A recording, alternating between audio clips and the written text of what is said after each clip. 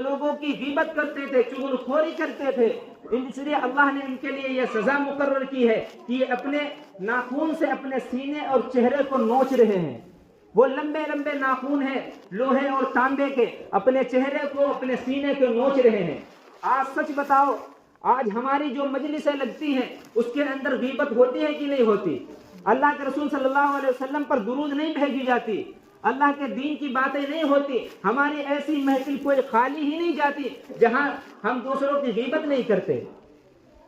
یہ غیبت کرنا کوئی چھوٹا گناہ نہیں ہے۔ سب سے پہلے اللہ کے رسول صلی اللہ علیہ وسلم نے جب دیکھا تو یہی سزا والے گنہگار بندوں کو دیکھا کہ وہ اپنے چہرے کو اپنے سینے کو نوچ رہے ہیں۔ آج ہماری مجلسوں کے اندر غیبت ہوتی ہے۔ قرآن پاک میں اللہ نے فرمایا یحب احدکم ان یاکل لحم اخیہ میتا فکرہتموہ، کیا تم میں سے کوئی شخص پسند کرتا ہے کہ وہ اپنے مرے ہوئے بھائی کا گوشت کھائے؟ ہم میں سے کوئی شخص یہ نہیں پسند کرتا، لیکن جب وہ غیبت کرتا ہے، وہ چغلی خوری کرتا ہے تو اپنے مرے ہوئے بھائی کا گوشت کھاتا ہے۔ سچ بتاؤ، ہماری مجلس